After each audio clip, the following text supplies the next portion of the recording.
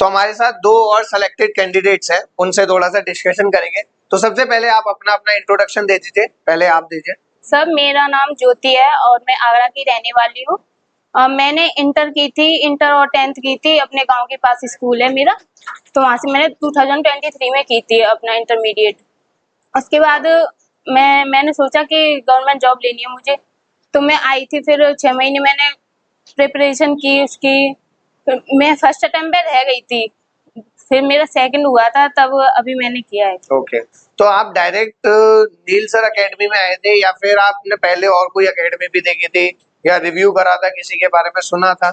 नहीं सर, हाँ मैंने सुना था, मैं वहाँ पे गई भी थी, लेकिन मुझे इतना अच्छा नहीं फील हुआ वहाँ पे, अच्छा लगा नहीं, जी। पढ़ाया नहीं अच्छा ऐसा।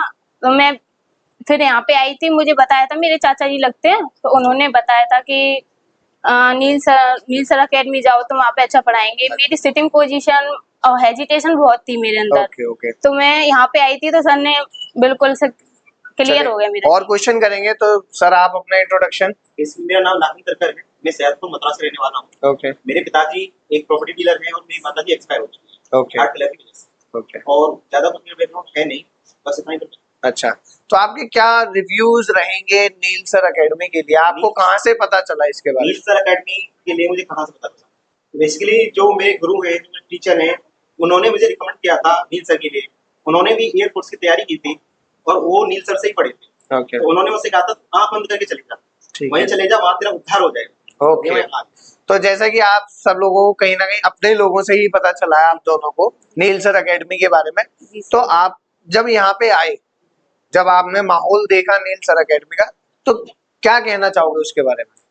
सर मैं तो बिल्कुल बहुत ही बेकार कंडीशन में आई थी, मेरे तो कुछ भी सही नहीं था, तो सर ने ही संभाला, मतलब देखा मेरी पोजीशन वगैरह सब कुछ, बोलना सिखाया सही तरीके से, तो जी। मैं तो सारा क्रेडिट उन्हीं को दूंगी। ओके, जब हम आए थे तो नील सर ने पहले शुरुआत में जो बच्चों को आता है, उन्होंने कहा था कि जो आपको आता है वो बोलो। ठीक है, उन्होंने पहले हमें एनालाइज किया था कि हमको कितना आता है कितना नहीं आता, सबका एनालाइज किया। सर ने एक रफ में लिखा किस किसकी क्या कमी थी, जी। सब कुछ लिखा। लिखने के बाद उन्होंने सबको अपनी कमी बताई, तुम्हारे अंदर ये कमी है, तुम्हारे अंदर ये कमी है। मैं बोलते वक्त याद बोलता था, ठीक जी। बोलता था, लेकिन मैं ये नारा ज्यादा लाता था। ओके नारा लाता था तो उन्होंने बताया कि नहीं ऐसे नहीं, ऐसे करना है, ऐसे नहीं करना, हर चीज पकड़ के बताते थे वो। ओके, कि नहीं जैसे लागन तेरे अंदर ये कमी है, तो पकड़ के बताते थे, समझाते थे कि ये करना है तुझको। अगर हमको हेजिटेशन हो रही थी, हमारे कंधे पे हाथ रखते थे, कंधे पे हाथ रखते थे, और कॉन्फिडेंस आ जाता था हमारे। ऐसी अच्छा, जैसे कि सर जीडी कराते हैं, तो जीडी में आपको क्या डिफरेंस देखने के लिए मिलता है एकेडमी के अंदर और जो एक्चुअल जीडी होते हैं उसमें, क्या आपको एक्सपीरियंस मिला है? जो एक्चुअल होता है उसमें हम सबसे अलग ही दिखते हैं। जो मेरे साथ और भी लड़कियां थी, वो भी प्रेपरेशन करके आई थी कहीं से, लेकिन मैं अलग दिख रही थी उन सब में। उन्होंने डायरेक्ट, उनकी पोजीशन ही इतनी अच्छी नहीं थी बैठने की, कोई बहुत गंदा तरीका था उनका बैठने का। ये बात सच है, बैठने का तरीका ही वहाँ पे ठीक था। जी। जैसे हम नील सर में पढ़े, तो जो नील सर ने कराया है वो लेवल वहाँ है, और वहाँ जाते हैं ना तो वहाँ मैंने सबका लेवल देखा है।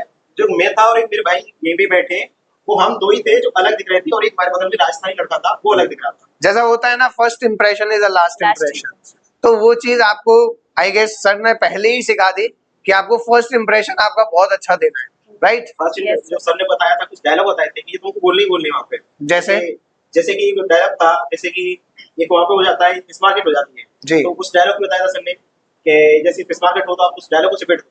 तो मैंने वो डायलॉग वहीं पे जो क्या डायलॉग था, बच्चे भी तो जानना चाहते हैं।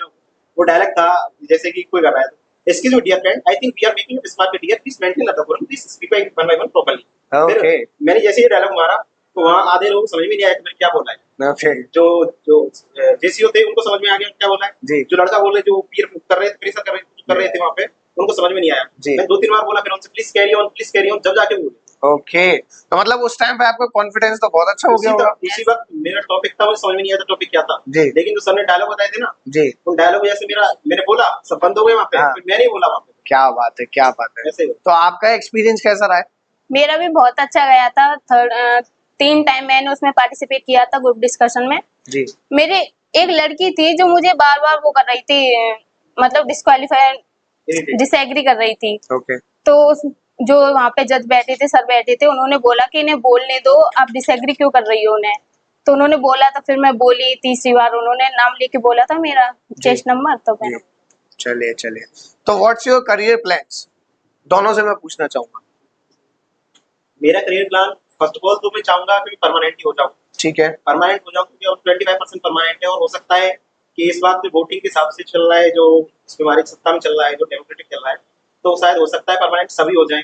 जी। लेकिन फिर भी नहीं हुआ तो मेरी फर्स्ट कोशिश रहेगी कि मैं परमानेंट हो जाऊं। ठीक है। और फिर नहीं होगी तो मैं चाहूंगा कि मैं वहीं से कुछ ना कुछ ऐसा करूं कि मैं डिफेंस में रहूं, मेरा करियर ही डिफेंस है। आपने पूरा अपना माइंड प्रिपेयर करके रखा है कि मेरे को डिफेंस में ही जाना है। डिफेंस में जाना बेसिकली बच्चों के पास या स्टूडेंट के पास होता है कि ऑप्शन ज्यादा लेते हैं, जी। ऑप्शन लेंगे तो हम डिफीट हो जाएंगे, ऑप्शन नहीं रखना चाहिए। बिल्कुल, ये बहुत अच्छी बात है।